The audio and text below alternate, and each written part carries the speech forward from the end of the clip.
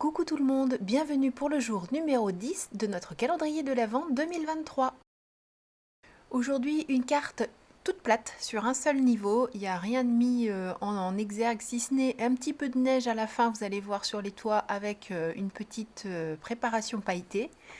J'avais dans l'idée d'utiliser ce petit oiseau. Donc j'ai commencé par sortir le petit oiseau, puis je me suis dit, bon, je vais pas le mettre tout seul. J'ai fouillé un petit peu dans mes tampons, et en retombant sur mes planches Crazy, puisque comme je vous le disais, je mets tout mon matériel de Noël ensemble.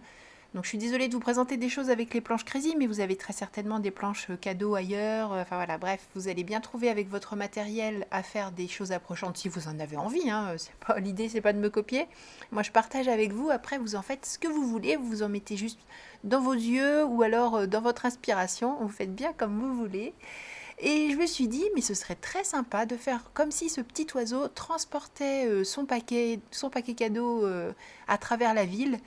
Alors je vais faire comme si tout était déjà en place, et comme je veux que le petit nœud soit par-dessus tout le reste, forcément, je veux pas que le nœud soit derrière le cadeau, ce serait bizarre, mais je vais commencer par le tamponner lui. C'est pour ça que vous m'avez vu tout positionner comme ce sera, poser le petit nœud sur le paquet cadeau et puis ne garder que le petit nœud finalement.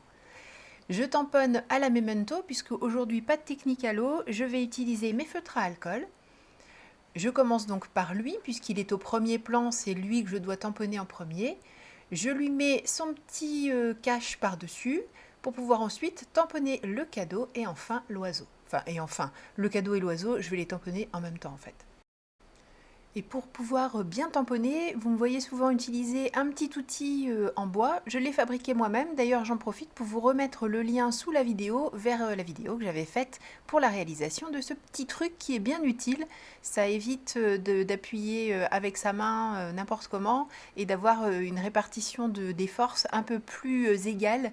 Donc on n'écrase pas non plus complètement nos tampons. Je trouve que c'est bien pratique. Je mets des caches partout, sur l'oiseau et sur le cadeau, pour pouvoir faire le fond. Vous voyez que des petits oiseaux, j'en ai plein d'avance, parce que j'ai créé le fichier de découpe avec ma machine de découpe Silhouette, et je me suis fait des masques pile à la taille de mon petit oiseau. Je pense que je vais faire ça systématiquement maintenant, ça fait quand même gagner beaucoup de temps en découpe. Et puis on a quelque chose de parfait, puisque avec ce tapis PixScan, on a vraiment l'image parfaite de ce que l'on souhaite. Donc là, moi, je voulais que ce soit pile, enfin même un tout petit peu dans le trait noir, donc j'ai fait mes réglages pour ça. Mais vous savez aussi qu'on peut faire nos découpes dans nos papiers pour avoir une petite bordure d'1 ou 2 millimètres autour. Enfin, on règle vraiment tout ça comme on veut. Et là, c'est pareil. Si vous voulez voir comment j'utilise mon tapis PixScan, je vous remets le lien sous cette vidéo. J'avais envie d'avoir, comme souvent, même si là je ne l'ai pas tellement fait depuis cette série, mon petit cadre blanc tout autour. Alors je réutilise mes adhésifs, comme vous le voyez, ils sont collés autour de ma plaque de verre. De cette manière, il reste à peu près droit, à peu près propre, parce que là je veux vraiment un cadre parfaitement droit, parfaitement rectiligne, donc il arrive quelquefois que j'abîme un petit peu mes petits adhésifs. Mais là, en l'occurrence, ceux-là, ça va. Et pour avoir un cadre qui fasse la même taille partout, j'utilise les petits repères qui sont sur ma plaque de verre et j'ai choisi d'avoir une bordure qui fait à peu près 0,5. Une fois que mon cadre est fait, je retourne ma carte. Alors, j'aurais pourtant très bien pu travailler avec la carte tournée comme ça, mais j'avoue que ça me perturbait. J'avais besoin qu'elle soit dans mon sens de lecture normal, d'autant que maintenant, je vais amener les éléments qui vont composer la scène autour de l'oiseau. Alors j'avais envie d'une scène de montagne, bien sûr. J'ai sorti cette planche de tampon qui s'appelle À la montagne de chez Crazy. Je sais que je vais mettre des petites maisons dans le bas. Les montagnes, finalement, je vais les oublier parce que je trouvais que... Enfin, je sais pas, je savais pas trop comment intégrer tout ça pour faire en sorte que ce soit joli et que on ait une belle finition. Et je me suis dit qu'il fallait pas mettre trop d'éléments non plus. J'avais envie d'une certaine scène autour de l'oiseau, mais pas non plus de trop lui voler la vedette. Alors comme j'avais, est-ce qu'on va dire la flemme, bon, je me suis dit que je pouvais me passer, je vais essayer d'arrêter de dire que je suis feignante en plus du reste quand même.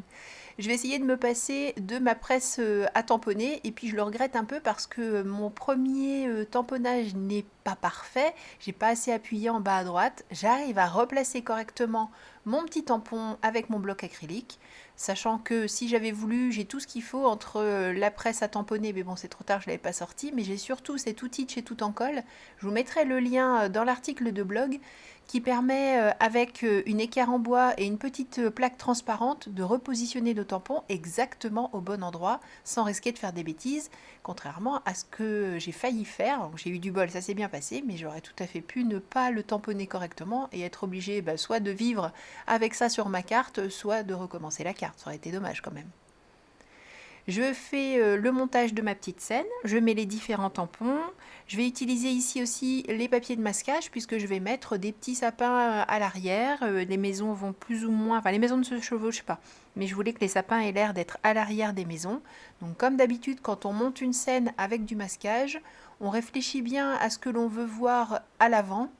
Tout ce qui est au premier plan, eh bien c'est ce qu'on va tamponner en premier, et puis on monte nos couches comme ça. On peut faire des tas de plans différents. Il suffit donc de faire le premier plan que l'on masque, ensuite le deuxième plan que l'on masque à son tour, et ainsi de suite jusqu'à obtenir toute la scène que l'on veut.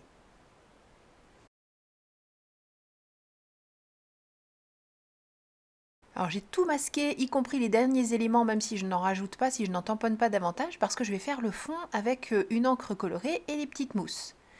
Et si j'ai finalement choisi de ne pas mettre la montagne, c'est parce que j'ai trouvé, toujours dans les planches Crazy, un gros tampon Joyeux Noël et je me suis dit que ça allait bien habiller le fond de ma carte et que du coup il fallait rien que je rajoute. C'est pour ça maintenant je me souviens que je n'ai pas utilisé les petites montagnes, c'est pour pouvoir mettre ce beau Joyeux Noël à la fin de ma carte.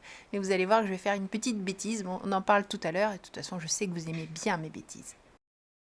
Donc, comme je vous le disais pour le fond, une petite mousse. J'ai choisi un des dômes que j'ai dans... Alors voilà, j'ai plusieurs mousses. J'en ai une pour toutes mes Distress classiques et mes Distress Oxide. Vous savez, rangées dans mes petites boîtes de DVD. Enfin, en fait, ce sont des boîtes de tampons Stampin' Up.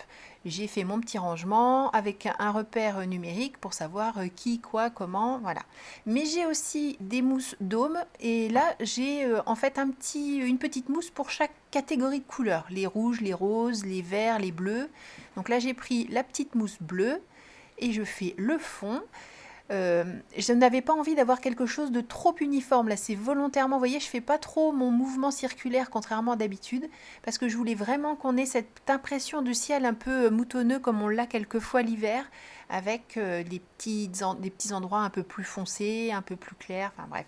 Donc là, le but du jeu, ça n'est pas du tout d'avoir un aplat uniforme, bien au contraire. Alors, je veux pas non plus qu'on ait un point à côté. Voilà, il faut que ça reste fondu tout ça comme d'habitude, mais pas complètement uniforme non plus. Alors, un des moments que je préfère quand on utilise cette technique du masquage, forcément, c'est le moment où on enlève le masque et où on découvre la scène. Ça, c'est mon côté enfant qui n'est jamais parti et je trouve que c'est hyper satisfaisant. On trouve déjà que la carte est belle avant même d'avoir mis des couleurs. C'est quand même fantastique. Bon, je vous l'accorde, si on enlève le cadre autour, ce sera encore plus joli. Et aussi, on les recolle bien sur un endroit qui nous permet de les réutiliser. Comme d'hab, on essaie de faire en sorte que ça dure longtemps tout ça. Alors non, le cadeau ne vole pas tout seul sous l'oiseau. Je vais rajouter une petite ficelle. Et voilà, c'est tout de suite beaucoup plus sympathique. On a vraiment l'impression qu'il trimballe son petit cadeau à travers la ville. Et je vais faire une mise en couleur. Alors comme d'habitude, je vais mettre de mon nuancier Copic pour savoir quelle couleur va bien avec quelle autre, en fonction aussi de l'encre bleue que j'ai utilisée pour le fond. Je fais en sorte que tout soit plutôt sympa. J'essaie de ne pas trop multiplier les couleurs, même si là on a l'impression qu'il y a beaucoup de feutres. En fait, la plupart des feutres, c'est pour faire des ombres ensuite, pour donner un petit peu de volume à ma mise en couleur. Pour faire les petites maisons là sur le côté, j'essaie d'aller assez droit, mais je veux pas non plus que ce soit trop rigide. Donc c'est pas grave si le trait est un tout petit peu trembloté sur les côtés, je trouve que ça donne un peu plus de cachet à la carte et ça répond au cadre super rectiligne du haut. En bas, bon, c'est un peu plus flou et je trouve que du coup ça enlève ce côté très rigide, très... comment dire, très rigide. Oui, c'était bien rigide. On va rester là-dessus, d'accord? Coupez.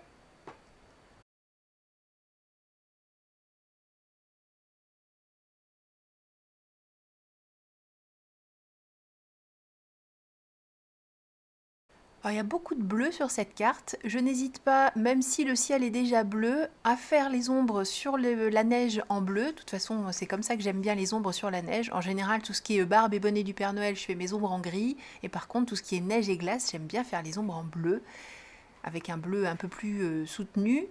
Et je fonds les transitions avec mon zéro. Le petit oiseau, voilà, qu'est-ce que c'est cet animal? Oh, c'est un oiseau. Le petit oiseau, je l'ai fait en bleu, oui, je sais, encore du bleu, mais je trouvais que c'était plutôt pas mal, j'aimais bien. Bon, en l'occurrence, j'aime beaucoup le bleu, ça vous le savez, c'est plus un secret pour personne.